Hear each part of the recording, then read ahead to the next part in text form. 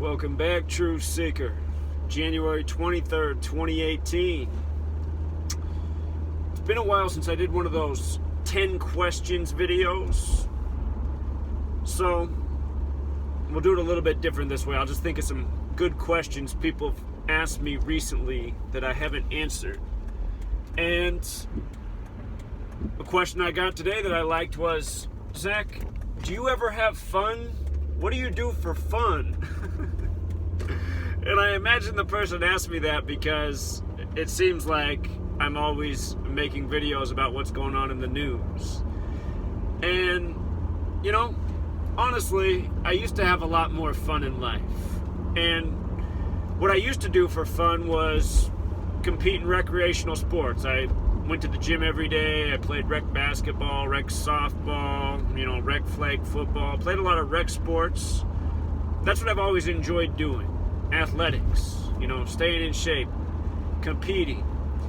And what happened to me the week before I turned 30 was I ripped my shoulder. Got a really bad injury. Made it so I couldn't do as much stuff in the gym. Couldn't play ball for a while. I didn't have insurance, and I haven't since. I'm 34 years old now. I never got surgery, so my shoulder's never been quite right. I think it's healed up somewhat, but there's still pain and discomfort in my shoulder, and if I throw a ball, I can't throw as well as I used to be able to, that's for sure, and pain builds up pretty quick from throwing. So anyway, I used to have a lot more fun. I used to be a lot more active.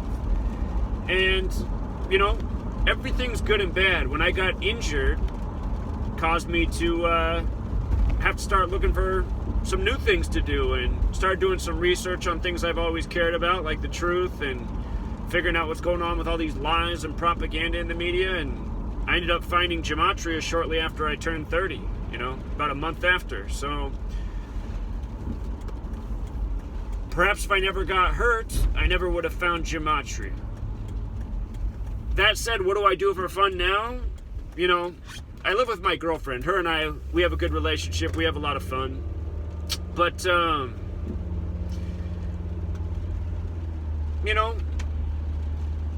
honestly, I don't get out as much as I should, and I don't do as many fun things as I should. I'm mostly just motivated to continue with this work and make this work get somewhere where it matters and has a bigger difference than it's already had. And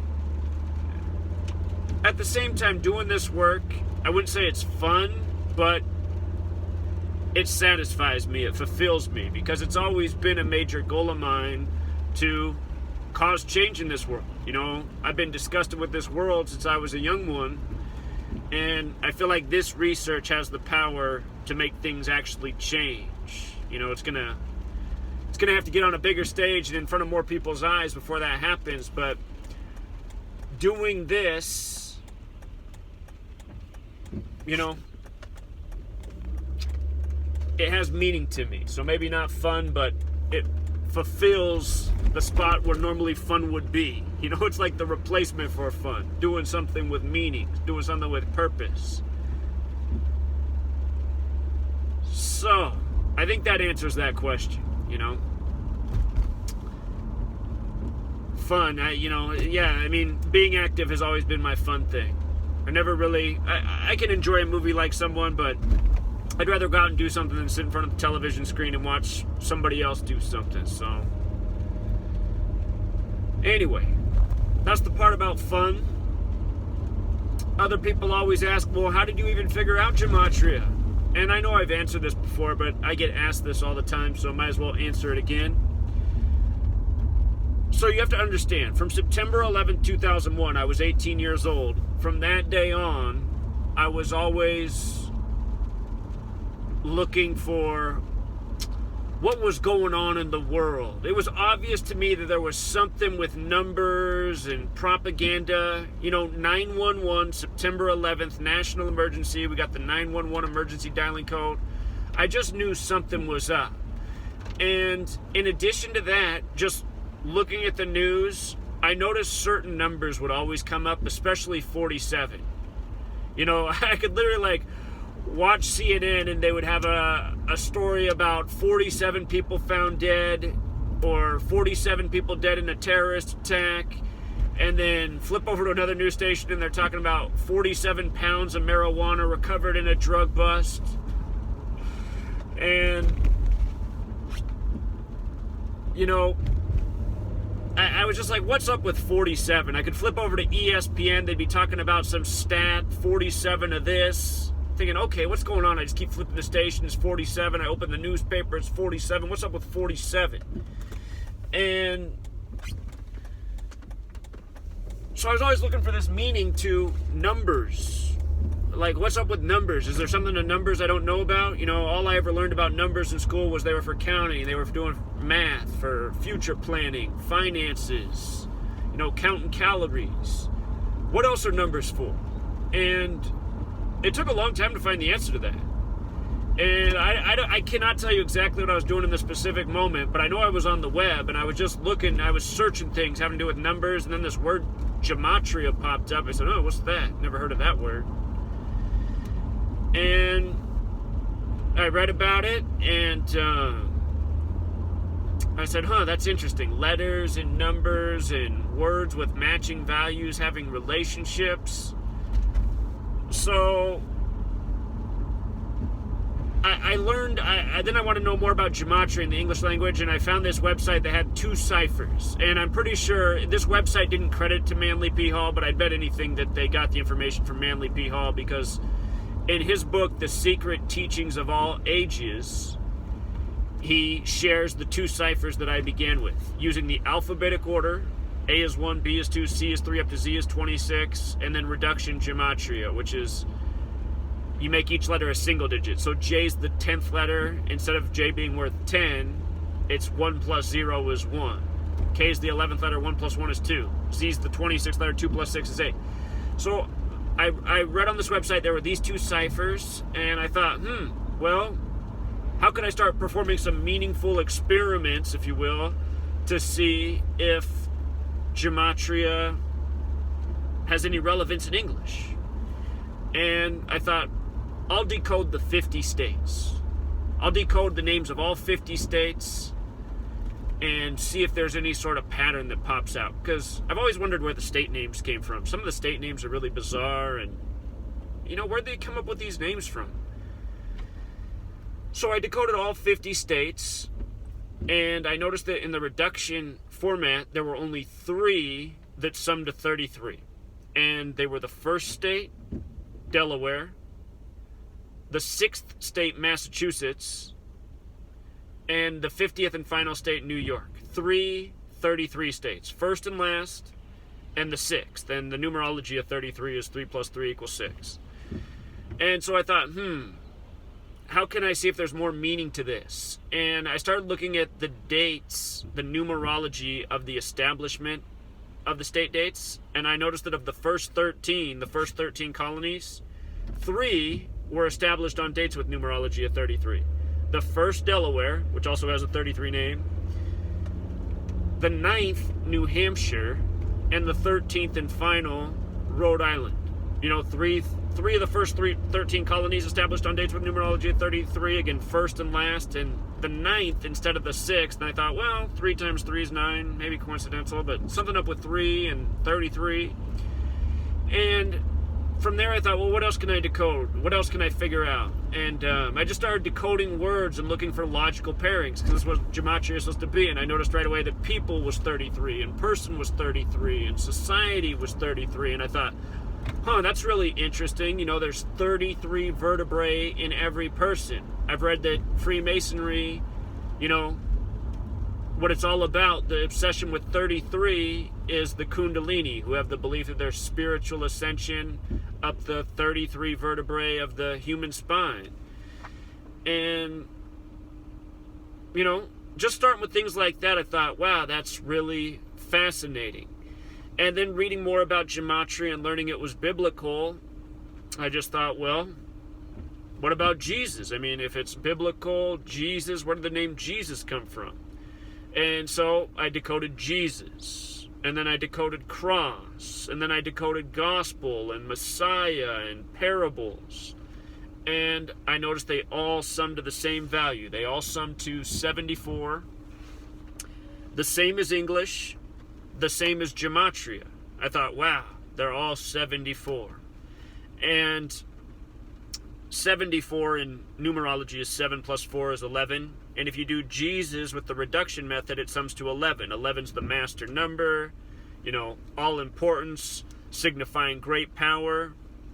Numbers coded into Jesus. And I mean, it was probably August or September, I was posting these things on my Facebook and asking people what they thought. And almost everyone was saying coincidence. And I'd say, wow, you guys just all think that's a coincidence, huh? And to me, it didn't seem like a coincidence, so I just kept digging. And I started noticing major news stories, the details of the story. The words to the story had the same gematria as the numbers within the story. Like Sandy Hook. They reported that Adam Lanza weighed 112 pounds. And in Gematria, Sandy Hook, using the alphabetic order, sums to 112. And around that same time, I noticed that 112 was the alt dialing code for 911. Emergency, state of emergency, something needs to be done, scary school shootings. But I said, oh, look at this, 100-pound Adam lands at the airport, and then Sandy Hook equals 112. And then I looked, as time went on, I noticed more things, such as Adam Lanza's reportedly born April 22nd, which is the 112th day of the year. In time, just doing more research, found more things. Adam Lanza supposedly shot first graders. In the history of the UK, there was a Doon Blaine massacre.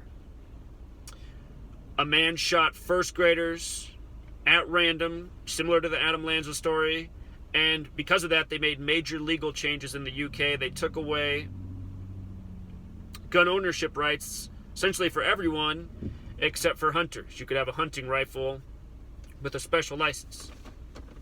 But what I noticed about Doon Blaine using Gematria is using the alphabetic order, Doon Blaine sums to 73. Elementary school sums to 73. In reduction, the Doon Blaine shooting happened on the 73rd day of the year. The 73rd day of 1996.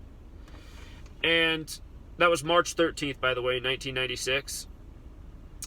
That was a date with numerology of 112, and the parallels between Doon Blaine and Sandy Hook started to mount. I noticed that the name Adam Lanza, using the alphabetic order, was 73, and I noticed that Sandy Hook was on the 73rd meridian. And anyway, it was just building like that. Learning the code, applying the code, documenting my findings, and then over time researching more and seeing the greater and greater overlap. And then before long, I realized that Gematria, not only did it apply to the news stories and events in history, it applied to elections, it applied to presidential assassinations, it applied to the mysteries of so many celebrity deaths. I figured out Tupac and Notorious B.I.G. and all the incredible parallels. And then what I realized, like the last piece I realized out of all the things I still teach about, is how the sports games were scripted by this same code. And that really blew me away when I first found it out. And I remember my earliest videos showing, and the comments, 90% of the comments would, even to this day, as good as the research and as much I have proven, I still get atrocious comments for showing the sports rigging. But, back then I used to get just 90% brutal comments. People thought it was so stupid. And of course, the reason people appreciate the work now is because I understand more and I can show more about history and just the numerous examples throughout history. So this is what Gematria has been for me, something I discovered, something I applied. And when I first started, all I had was, pencil and paper. I didn't know about any Gematria calculators. I'm pretty decent with math, so I can do the calculations quick in my head, but it just started on pen and paper, and then if you watch my earliest videos, they were on pen and paper, and then I got fancy and I got a whiteboard.